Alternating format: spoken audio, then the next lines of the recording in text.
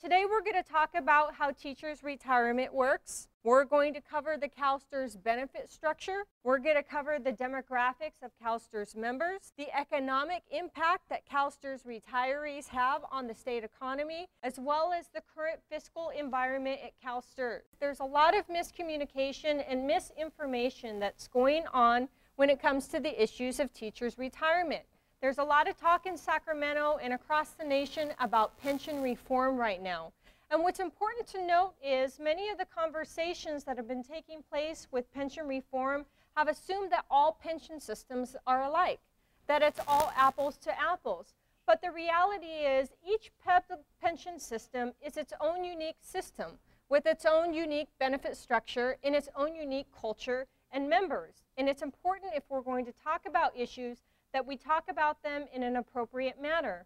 And fortunately, there are national, well-respected entities that understand the importance of this discussion. And I wanted to highlight a quote for you today that was noted by Fitch report. They had said, if you are going to talk about public pension systems, you need to talk about them separately because they are unique and they are their own. Unfortunately, that's not what's been happening in Sacramento. And as a result, many entities in Sacramento and elected officials and policymakers, as well as members of the media and many of our own members, have begun to have misperceptions on how public pension systems work and assume that everyone is simply the same.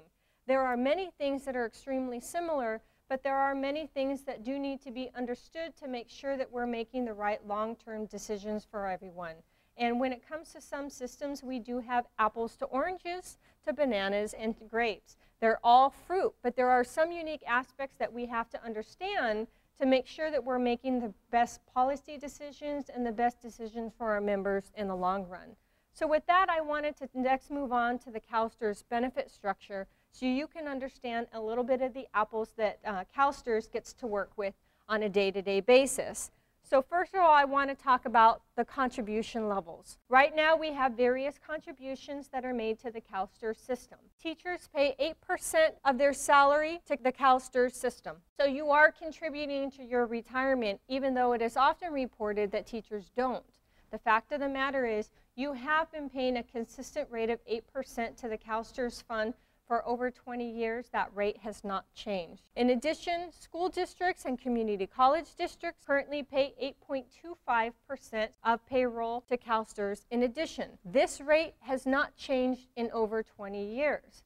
Unfortunately, it's often reported in the media that they have not been regularly contributing to public pension systems. But within the CalSTRS system, it is important to note that the teachers and the employers' contributions to CalSTRS have remained stable, and they have not changed for over 20 years. The rate that has changed has actually been the state's contribution. Currently, the state pays 2.017% of payroll to the CalSTRS system. That rate actually used to be 4.6%, and it was changed over a decade ago. Just within these last 10 years, the state has saved over $3 billion by its reduced contributions to the CalSTRS system. So you have actually been helping to benefit the state, particularly in these bad economic times.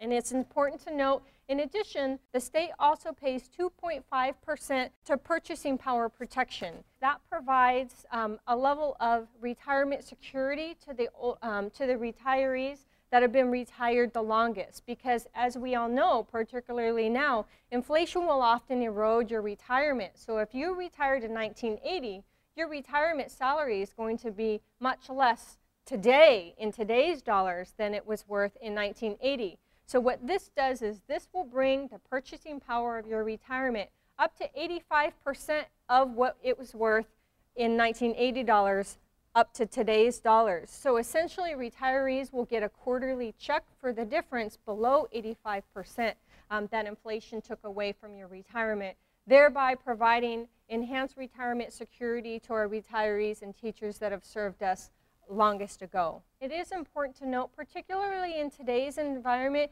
that CalSTRS benefits have been reduced, and these benefit changes have actually taken place very recently. There were some changes that were made to the CalSTRS system approximately 10 years ago, where we saw a longevity bonus, where teachers that had worked 30 years or more were able to qualify for specific benefits, and those benefits have now gone away and they've been eliminated and they were not continued into current law. And what you would have been able to do for the longevity bonus is receive an additional $200 a month for every month of retirement if you had worked 30 years or more. So you had to have met that minimum 30-year threshold in order to qualify for the bonus, and that has expired.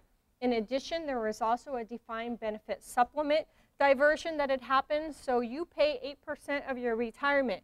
Well, 2% of that was diverted into an alternate account, which is called the defined benefit supplement account. Think of it like a 403B or a 401k account. It's a special savings account.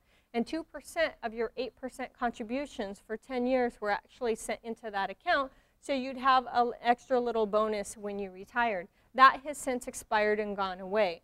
So benefits have been reduced as far as looking at structure, the structure of what has been there, and so we have seen a reduction. It's also important to note that this defined benefit supplement system, often called DBS, is very important because it's separate from your primary defined benefit account. Any extra and additional earnings that you have on top of your normal retirement salary will go into this DBS. And what's important to note about it is it's a very unique feature within the CalSTRS system. And because of the existence of this feature, that helps to protect against any spiking efforts within the CalSTRS system. Because if you work overtime, if you work overload, if you work summertime, all of those additional earnings do not go to enhance your retirement benefit. That all goes into a separate account, so you're never able to earn more than your normal salary range for retirement calculation purchases. It's an added bonus feature within the CalSTRS system to protect against spiking and other efforts as such. So next we're going to move on to the CalSTRS benefit formula. And the current CalSTRS benefit formula is based upon a few factors. It's based upon a teacher's age at retirement, the number of years that they worked, and the highest 3 years of compensation. But you should know that we work to try to make sure that teachers can stay in the classroom as long as possible. If you have worked 25 years or more, you're able to, instead of using the 3 years of highest compensation, you're able to use the single highest year of compensation for calculating your retirement formula. There are a lot of discussions about that particular issue in Sacramento right now. There are a lot of unanswered questions because we don't know exactly what discussions policymakers are going to have at the end of the day. We remain engaged and committed to making sure that your retirement security is protected, but it is important to understand what are the fundamental basis, what is the basis of your retirement, what are the factors that you need to know so that you can better understand some of the conversations that are taking place in Sacramento.